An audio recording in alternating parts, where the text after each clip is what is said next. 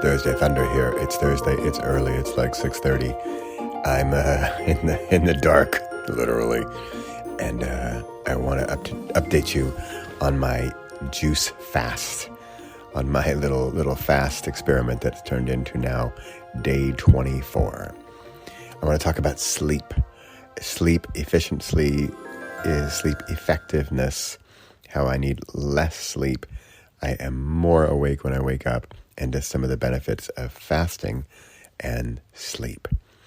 As I said, it's 6:30 in the morning. It's on a Thursday. Pepper is barely awake here. He's like, "What are you doing up?" And I also want to record this because when you are in a certain phase or in a moment or in a time, like I would call this some Kairos time.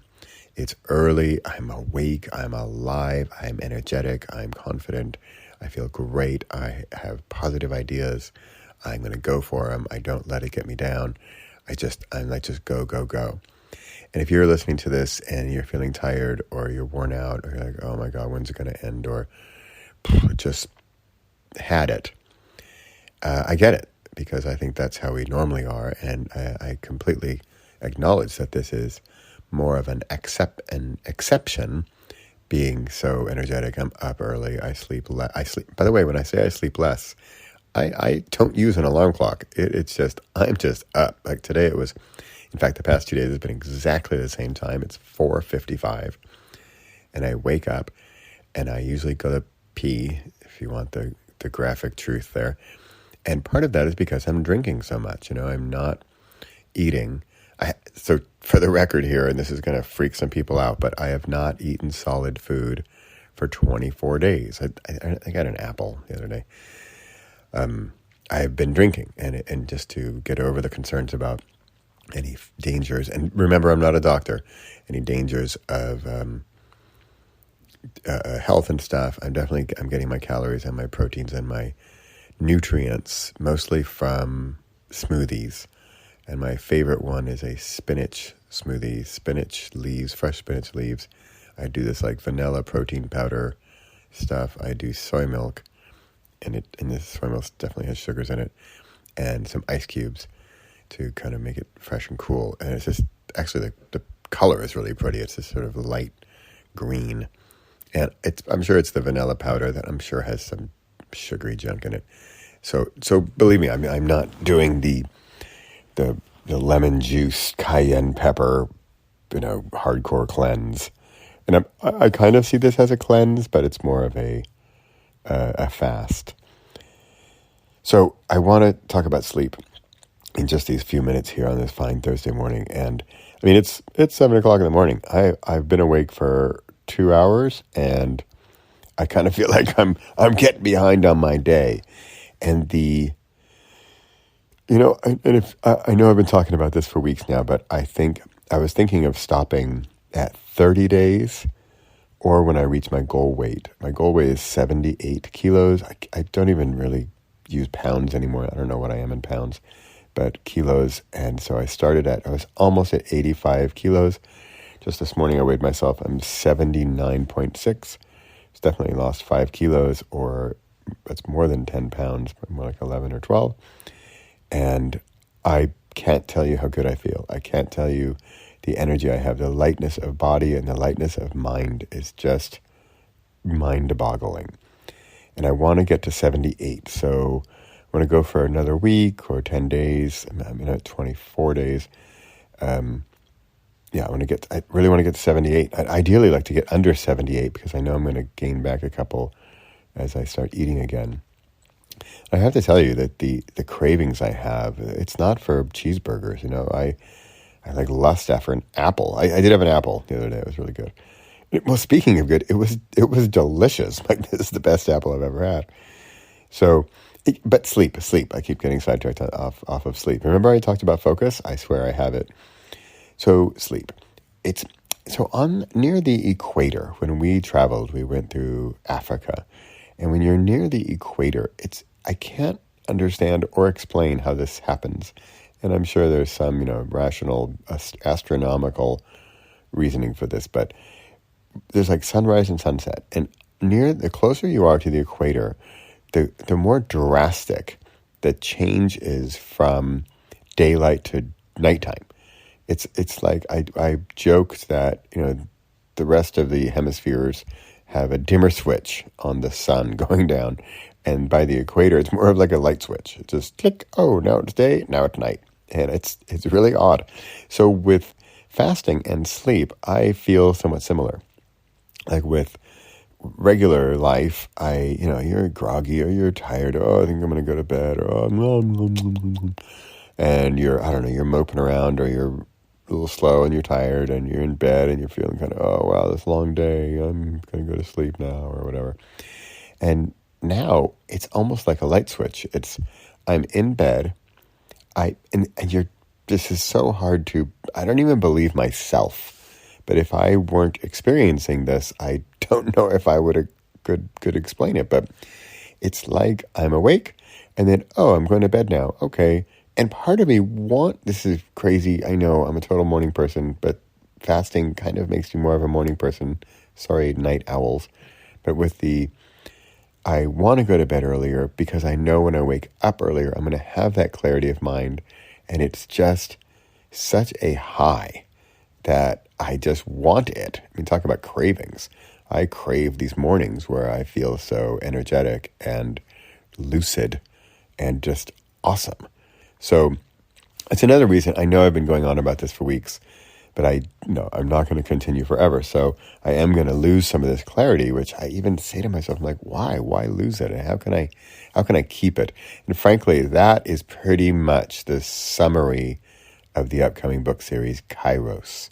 How can we keep these higher level, higher frequency, higher vibration existences that we know we can achieve and we do achieve, and how can we have more of them? So for me, one tactic is fasting. Fasting gets me, in any case, to these higher levels of connection, of energy, that are just, with no drugs, no, induced medical supervision. I'm just eating a lot less, really. And I'm sleeping better and I have more energy. So I keep beating around the bush with sleep, but it's all related, because sleep, so what time did I go to bed last night? I don't know. I think it was 11, which is, I like to go to bed around 10, but I think it was 11. And then at 5 o'clock, I was like, bing, I'm up. And I went to the bathroom, and then I said, I'm up. I did one meditation in bed. My son went to work at like 6:30, poor guy. I was up for him. I made him coffee. I made him a pancake. I don't drink the coffee. I don't eat the pancake. And he's on his way. He's like so groggy, he barely even realizes, what are you doing awake? But I am awake. And it's just like no big deal. And then I come over here, and it's Thursday. I want to record my Thursday Thunder, and I think I am going to be more clear right now at 6:30 than I will be later in the morning, and certainly more than the afternoon. So in my ideal world, and I am achieving this to an extent, my ideal work day is something like, 6 or 7 a.m. to, 10 or 11 a.m., and then stop the quote-unquote working and do other brain stuff, right? For me, the mornings have always been the creative time, the producing. So I say creative, but also creating. So both creative and creating. The production time, the making time. And then the afternoons can be more administrative or analytical or consuming, right? So I'll watch some videos and learn some stuff. So, and with the sleep again, I don't have that afternoon dip. I don't have the post-lunch dip, partly because I'm not having lunch.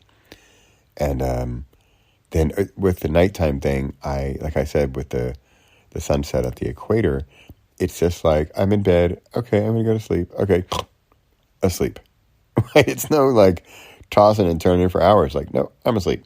And then when I wake up, it's similar. I wake up, I have a few seconds, maybe a couple minutes of sort of, where am I? Oh yeah, it's morning. Oh, I'm awake. Oh, I'm having fantastic dreams, by the way. Wow, just super fun, super lucid, and I'm just fully in them. lucid dreaming is a whole other topic that I really enjoy. I'd love to get more into that. And then I wake up, and then, so maybe I go to the bathroom, and then I come back, I'm like, I'm awake. And then I'm definitely going to do my meditation. If I'm feeling it, I've been doing meditations in bed sometimes. So I'll do maybe one meditation in bed, and then I'll plan on doing another one in my sort of meditation chamber, also known as my bathroom, and jump on my day. And I will go until 9, 10, 11 a.m., and that's my creative time in the morning. And if I were even more strict about it, or more sort of conscious of that time frame, I would probably set more, not timers, but just sort of boundaries of, okay, done with creating time. Stop writing or creating. It's noon, your creator day's over. You're done. Tomorrow's another day. And now it's time to analyze or consume or interact or whatever. Okay, that's it. I don't know what time I've got going here. I try to keep these under 10 minutes. It is Thursday morning.